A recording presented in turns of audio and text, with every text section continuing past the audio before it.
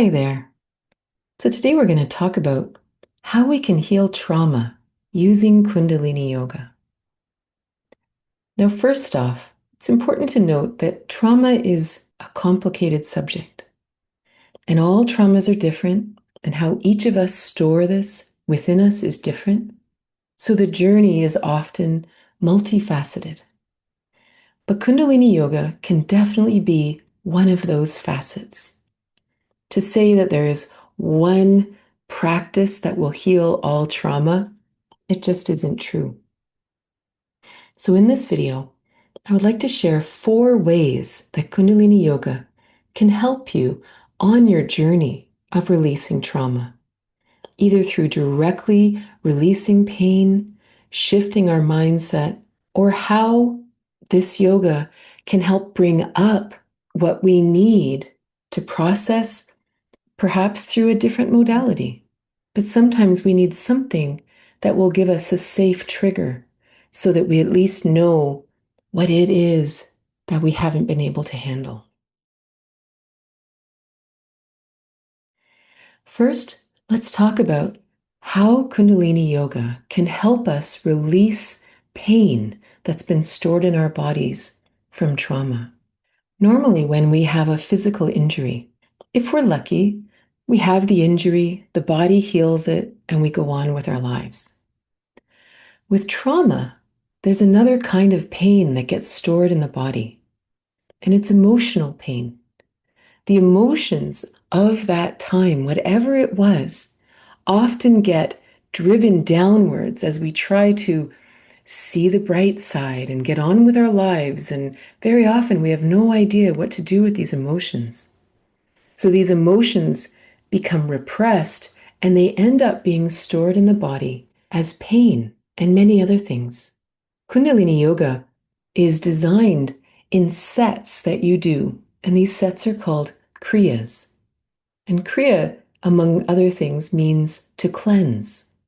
So every Kriya we do is meant to cleanse whatever is standing in the way of the Kundalini flowing through us, but really standing in the way of our happiness, standing in the way of us being able to live in this present moment.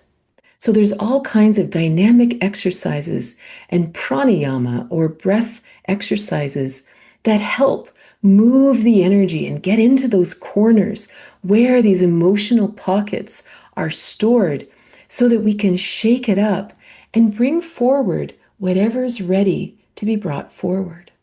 So what happens is you're doing the Kriya. You're going through this exercise, you've done this pranayama, and of course, you're all just being led, right? And all of a sudden, maybe your arms are up and you're just like, this hurts. I don't want to do this anymore. But you kind of realize if you looked at it, wow, this isn't really a hard exercise physically. There's another reason I can't do this. Right? Maybe there's energy meridians running through these muscles that are connected into my liver or kidneys, and there's trauma stored there. But all I know is I don't necessarily want to keep my arms here any longer, you know? And then all of a sudden, you start to get angry.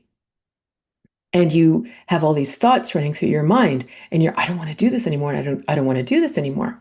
This is the edge of our comfort zone. And all those little stored emotions are outside of our comfort zone. That's how we continue on in life, right?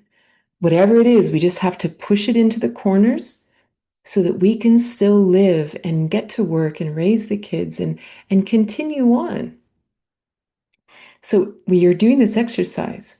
And at this point, as soon as you realize, wow, I want to put my arms down, I don't want to do this any longer, we have a choice.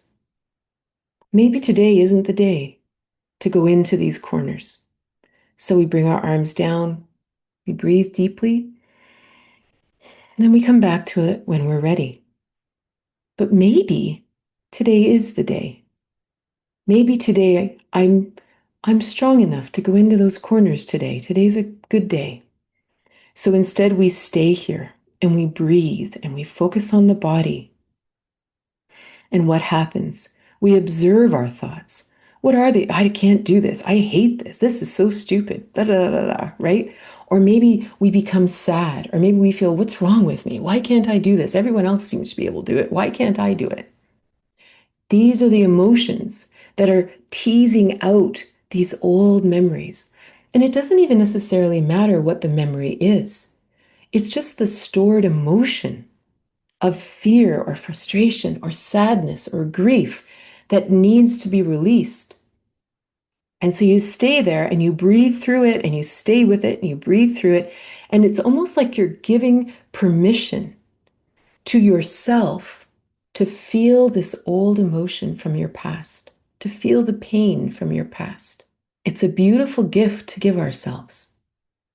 And then that exercise ends, and maybe the next exercise, we're moving the spine.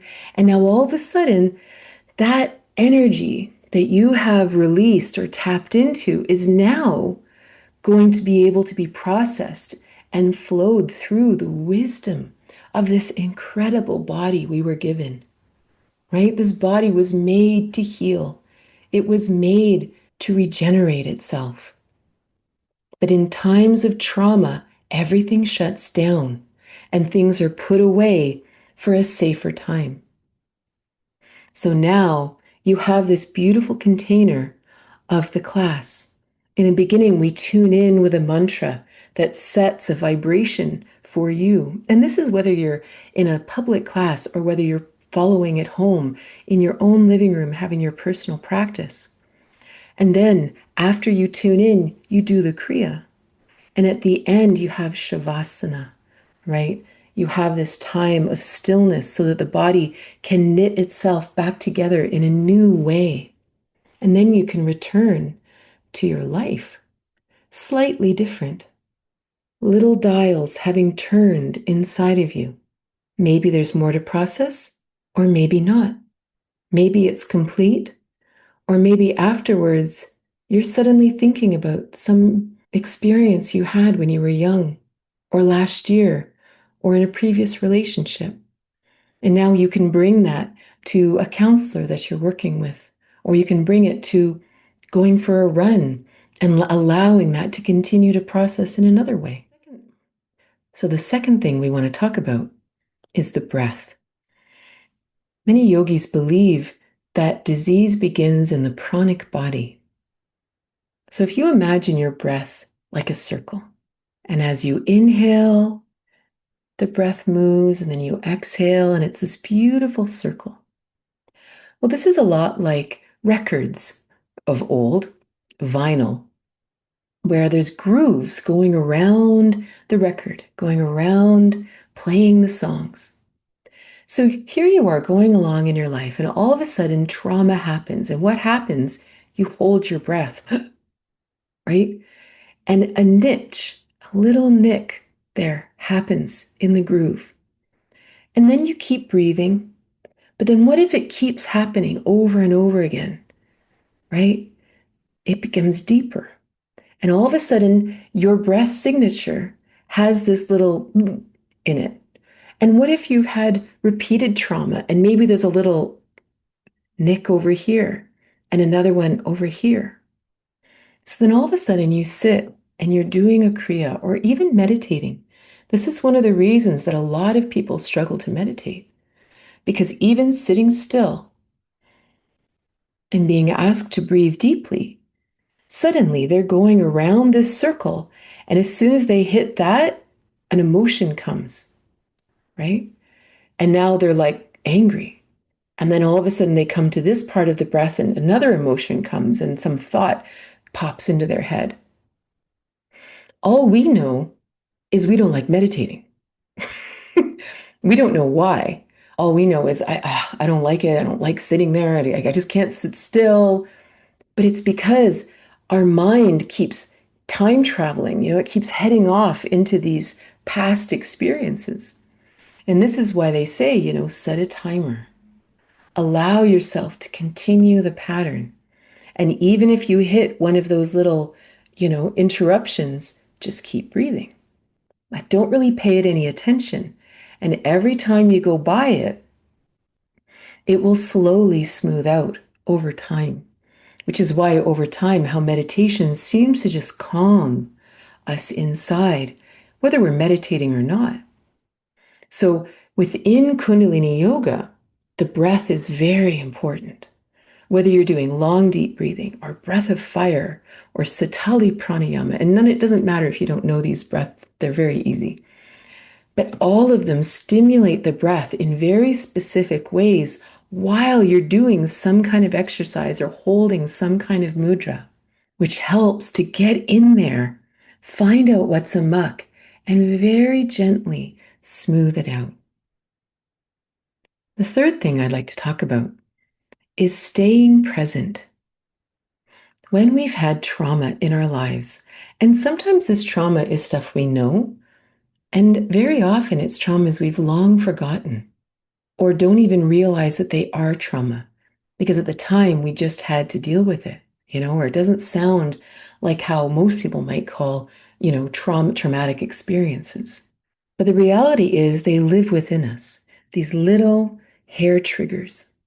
And you're going through life and someone does something and this response happens. But what's happening in that moment that you're triggered is you have actually emotionally time traveled back to the point of injury, right? You're actually not even in this present moment. You are back in a time that perhaps you were powerless. You couldn't do anything about where you were. You felt alone. You felt misunderstood. And now suddenly this is how you feel right now. This happens all the time in romantic relationships. Someone does something and it reminds them of something else, something in a previous part of their life, and bam, they're 6 years old and they're something, right? Or they're in a previous relationship that wasn't healthy. They are no longer present with this person right now in their current state of being, in their grown-up state. And this really matters because we can't heal what happened in the state of mind that we were in when it happened. We have to be able to bring our present consciousness, our present wisdom, our present awareness to whatever it is to help circulate because we're bigger now.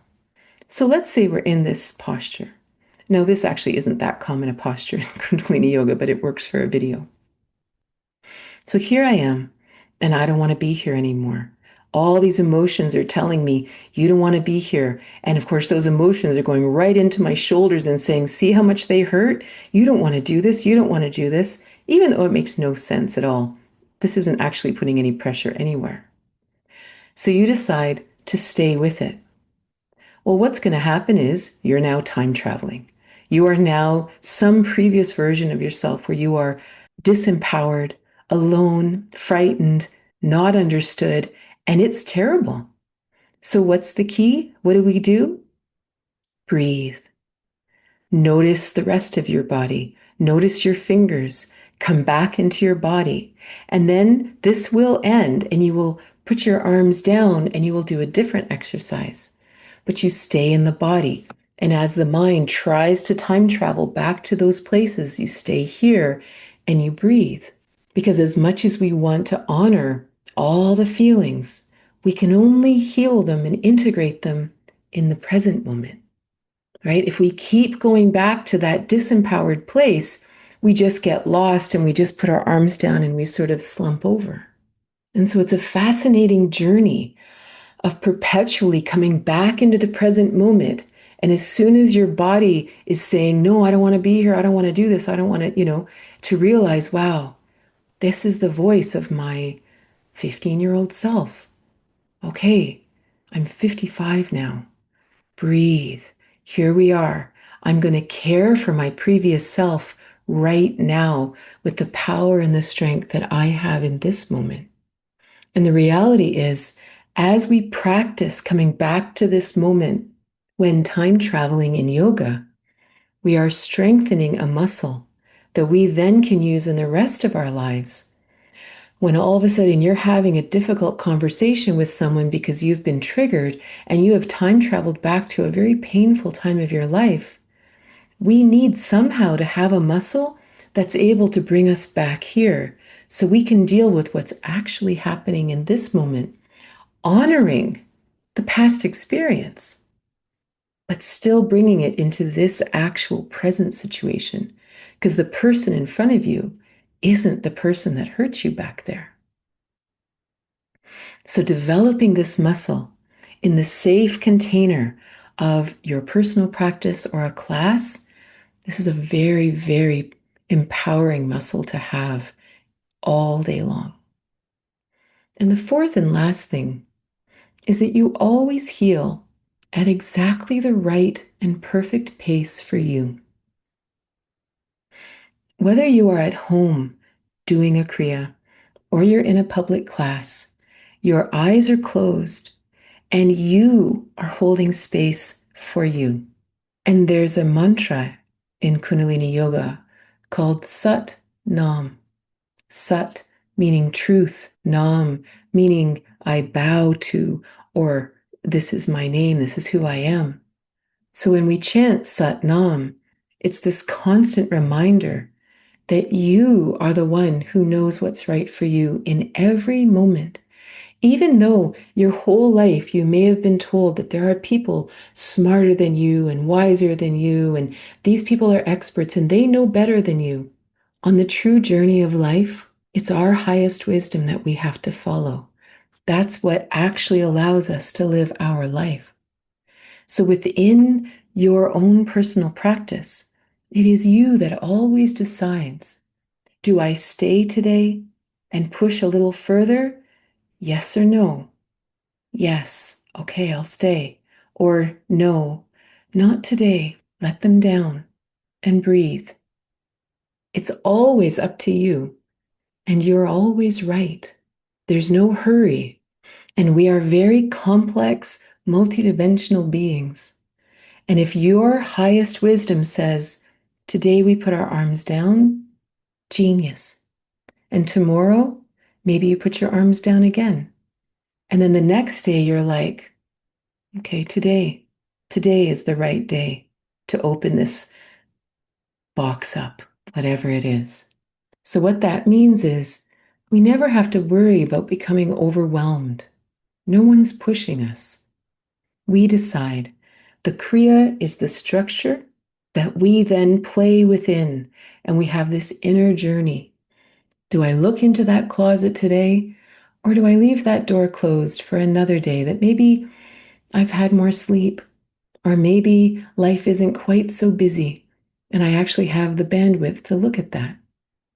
So these are the 4 ways that Kundalini Yoga can help. And if all they do is maybe take some of the load off, then maybe more healing can happen in however multifaceted your healing journey is.